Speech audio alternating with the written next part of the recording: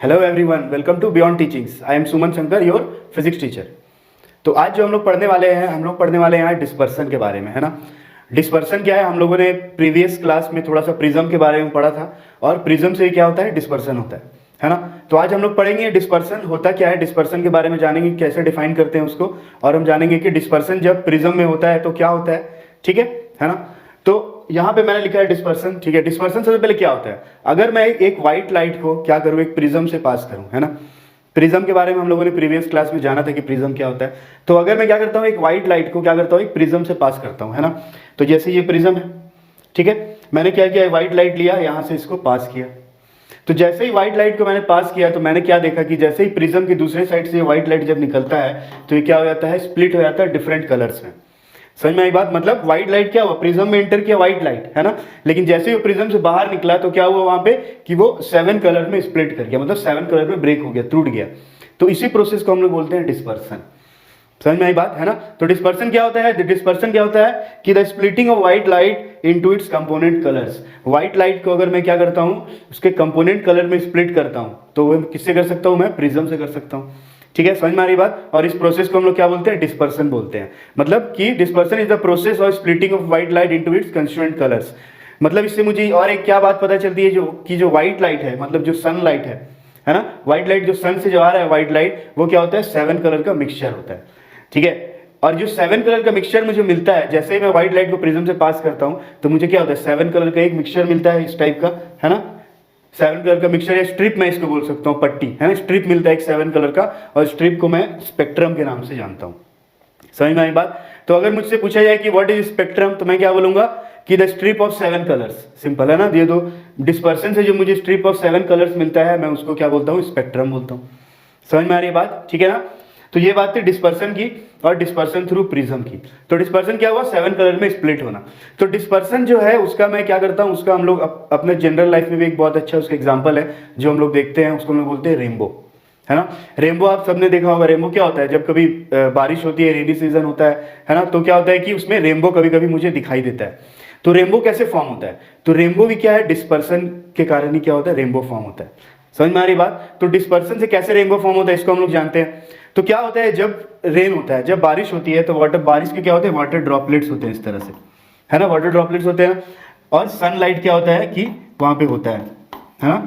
Rainbow generally rainbow हम कब देखते हैं, जब बारिश हो रही होती है और थोड़ा क्या होता है, धूप होता है, थोड़ा सनलाइट भी होता है, तो उस केस में मुझे क्या होता है, रेनबो दिखाई देता है।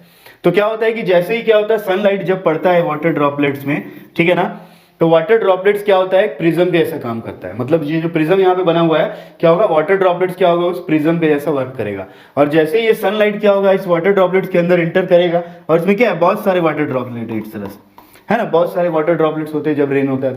तो क्या होता है, जैसे ही सनलाइट क्या होगा, इस वाटर ड्रॉपलेट से पास करेगा, जैसे ही पास करेगा वो क्या हो जाएगा, 7 कलर में डिवाइड हो जाएगा, है ना। और 7 कलर में डिवाइड हो जाएगा तो क्या होगा, फिर से मुझे व्हाइट कलर क्या होगा, डिफरेंट 7 कलर में दिखाई देगा, जिसको मैं क्या बोलता हूँ, रेनबो बोलता हूँ। और प्रिज्म के केस में उसका नाम क्या हो जाता है, स्पेक्ट्रम, या फिर मैं उसको विबग्योर भी बोलता हूँ। विबग्योर क्यों बोलता हूँ, क्योंकि वहां पे मुझे सबसे नीचे कौन सा दिखाई देता है, सबसे नीचे मुझे दिखाई देता है वायलेट, ठीक है। उसके बाद मुझे दिखाई देता है इंडिगो, उसके बाद मुझे दिखाई देता है ब्लू, फिर green, then yellow, then orange, then red, ठीक है। तो जब मैं इसको मिलाता हूं, यानी कि violet, indigo, blue, green, yellow, orange और रेड, इस सबको जब मैं मिलाता हूं तो क्या बनता है, विबग्योर भी मैं इसे बोलता हूं। समझ में आ रही बात। तो स्पेक्ट्रम का दूसरा नाम बोला जाए तो क्या है, विबग्योर है। तो आखिर में ऐसा क्यों होता है, एक क्वेश्चन आप लोगों के दिमाग में भी आ रहा होगा कि ऐसा क्यों होता है कि जैसे ही प्रिज्म से पास होता है तो 7 कलर में क्या होता है, स्प्लिट हो जाता है। तो ऐसा क्यों होता है, तो ऐसा हम लोगों ने पढ़ा है रिफ्रैक्शन चैप्टर में। क्या पढ़ा था रिफ्रैक्शन के, जब हम लोगों ने उसको जान रहे थे रिफ्रैक्शन के बारे में, तो हम लोगों ने क्या पढ़ा था रिफ्रैक्शन के बारे में, कि जब लाइट क्या होता है कि एक मीडियम से दूसरे मीडियम में जाता है ना। जब लाइट रे क्या होता है, एक मीडियम से दूसरे मीडियम में जाता है, तो वो क्या करता है, अपना पाथ थोड़ा सा चेंज कर देता है, डाइवर्ट कर देता है। क्यों डाइवर्ट कर देता है, उसके लिए हम लोगों ने पढ़ा था रिफ्रैक्टिव इंडेक्स के बारे में जाना था। क्योंकि लाइट का जो स्पीड होता है वो हर मीडियम में क्या होता है, डिफरेंट होता है। तो एयर में क्या है, लाइट का स्पीड डिफरेंट है, जैसे ही वो ग्लास में गया तो उसका क्या हो गया, स्पीड क्या हो गया, डिफरेंट हो गया। समझ में आई बात। तो यहाँ पे क्या होता है कि जैसे ही व्हाइट लाइट प्रिज्म से पास करता है तो क्या होता है कि वो अपना कंस्टिट्यूएंट कलर में जैसे ही टूटता है तो वायलेट जो है वो क्या होता है, सबसे ज्यादा मुड़ने वाला है, मतलब सबसे ज्यादा डाइवर्ट होता है वो। देखो यहाँ पे दिख रहा है ना, वायलेट क्या हो रहा है, ये इतना ऐसे डाइवर्ट हो रहा है ना, ज्यादा मुड़ रहा है। लेकिन वही क्या है, इंडिगो जो है थोड़ा उससे कम होता है, और सबसे कम कौन मुड़ता है, तो सबसे कम जो है रेड डाइवर्ट होता है। समझ में आ रही बात? तो इसीलिए क्या होता है कि सब कलर्स का क्या है, जैसे ही वो एंटर करते हैं दूसरे मीडियम में, प्रिज्म में जैसे एंटर करते हैं, तो सब कलर्स का अलग अलग क्या स्पीड है, सब कलर का जो लाइट रे है सबका अलग अलग क्या स्पीड है, तो वो क्या होता है अपने स्पीड में आते हैं, और उसके कारण क्या होता है कि वो 7 कलर में डिवाइड हो जाते हैं। समझ में आ रही बात? तो स्प्लिटिंग ऑफ 7 कलर्स क्यों होता है, due to the speed of different colours of light. ठीक है ना? तो उसी तरह से रेनबो में भी सेम केस है कि जैसे ही क्या होता है, सनलाइट जैसे ही पड़ता है वाटर ड्रॉपलेट्स पे सनलाइट, तो उससे क्या होता है कि वो क्या होता है अपना कंस्टिट्यूएंट कलर में टूटने लगता है सनलाइट। ठीक है ना? ब्रेक होने लगता है, स्प्लिट होने लगता है, और स्प्लिट होने के बाद क्या होता है कि जिस लाइट का सबसे ज्यादा जो लाइट क्या होता है डाइवर्ट होता है, मुड़ता है, वो क्या होता है मुझे सबसे नीचे दिखाई देता है, वायलेट, है ना? और जो लाइट क्या होता है सबसे कम डाइवर्ट होता है, सबसे कम मुड़ता है ना, वो मुझे क्या दिखाई देता है, मुझे ऊपर दिखाई देता है। इसीलिए जब भी रेनबो दिखाई देता है तो मुझे सबसे नीचे देखेंगे ब्लू कलर का दिखाई देता है मुझे, है ना? मतलब असली वो क्या है, ब्लू नहीं, वो वायलेट मिक्सचर है। ठीक है? तो इसलिए वो ब्लूइश दिखाई देता है मुझे, और सबसे ऊपर मैं देखता हूं तो मुझे देखो रेड दिखाई दे रहा है ना, हल्का रेड कलर का दिखाई देता है। समझ में आ रही बात? तो ये बात थी क्या, डिस्पर्सन की। तो सिमिलरली क्या होता है कि डिस्पर्सन के थ्रू, प्रिज्म के थ्रू जब हमने डिस्पर्सन किया तो मुझे क्या पता चला, मुझे ये पता चला कि व्हाइट कलर क्या होता है कि 7 कलर से मिलके बना होता है ना? तो व्हाइट कलर 7 कलर से मिलके बना होता है। तो इसको प्रूव करने के लिए न्यूटन का नाम तो सबने सुना होगा आप लोगों ने, है ना?